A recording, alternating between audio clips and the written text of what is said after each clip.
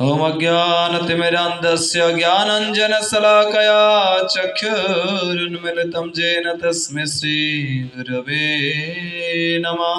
श्रीकृष्ण चैतन्य प्रभु नित्यानंद श्री अद्वैत गदाधर शिवसादि श्री गौरभक्तवृंद। हरे कृष्णा कृष्ण कृष्ण हरे हरे, हरे राम राम राम हरे हरे।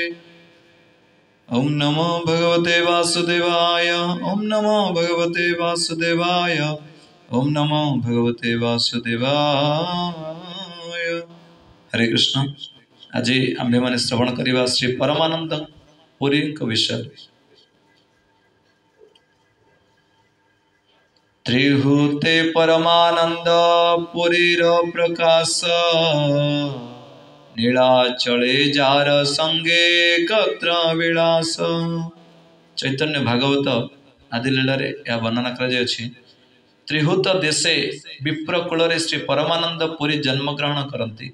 वर्तमान मुजफ्फरपुर द्वारभंगा और छापरा प्रभृति जिला गुड़िकर त्रिहूतर अंतर्गत श्री परमानंद पुरी श्री माधवेंद्र पुरी गोस्वामी प्रिय शिष्य थे।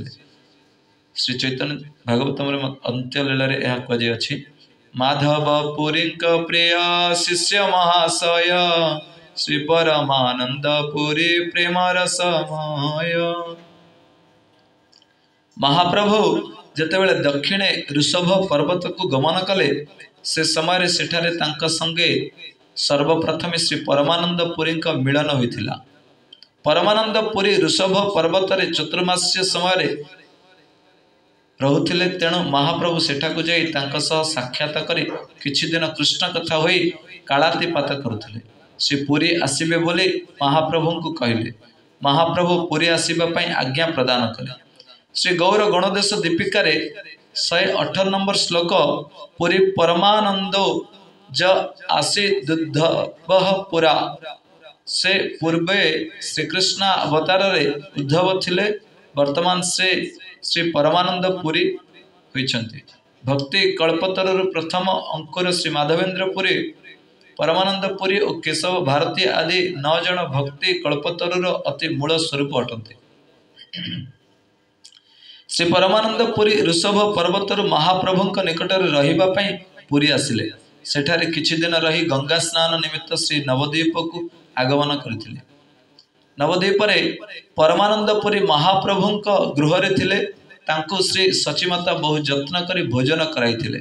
से सेठारे एक दिन थिले। पुरी गोस्वामी गौड़ देश को आसी जेतेबेले सुनिले जे महाप्रभु नीलाचल को आगमन करिसंती, ता सुनी पुरी गोस्वामी आउ काल विलंब न करी पुणी नीलाचल अभिमुखे द्विज कमलाकांत को संगे नहीं यात्रा कले। पुरी नीलाचल रे पहुंची प्रभुंक संगे मिलित हेले। महाप्रभु तांक चरण वंदना कले। पुरी तांको स्नेह भरे आलिंगन कले। उभय परमानंदित हेले।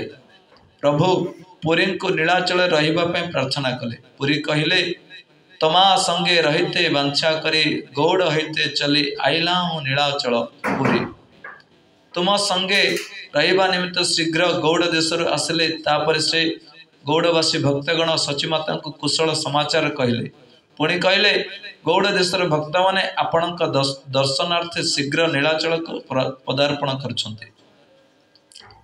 महाप्रभु काशी मिश्र भवन रे निर्जन गृह रहिबा पई व्यवस्था कले। तांको सेवा निमित्त जड़े भृत्यर व्यवस्था कले। पुरी गोस्वामी प्रभु को वात्सल्य भावे स्नेह करुथांती।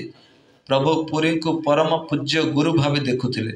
तांको जेउठाकु आमंत्रण आसुथिला, पुरी गोस्वामी को सेठाकु नहीं जाउथिले। पूर्वे पुरी गोस्वामी काशी मिश्र भवन रहुथिले। पर श्री मंदिर पश्चिम पटे गोटे मठर रहिले। दिने गदाधर पंडितों संगे महाप्रभु पुरी गोस्वामी मठ को गले। पुरी एक कूप खनन करथिले, किंतु तार जल भल नथिला। सेथिपई से दुखित थिले। अंतर्जामी प्रभु ताहा जानि पारि भंगी करी पुरी को जिज्ञासा कले, कूपर जल किपरि अछि? पुरी जल कर्दम सदृश बोली जणाइले। प्रभु बाहुजुगल ऊर्ध्व करी श्री जगन्नाथ देव निकट प्रार्थना कले। चैतन्य भागवत अंतलीला यह कहुछि, जगन्नाथ महाप्रभु मोर एबार गंगा प्रवेश कूपेर भीतर। एपरि प्रार्थना करते महाप्रभु सेठारु अंतर हेबा परे भगवती गंगा अलक्ष्य आसी कूपे प्रवेश कले। प्रातः समय निर्मल जल देखा मिलला।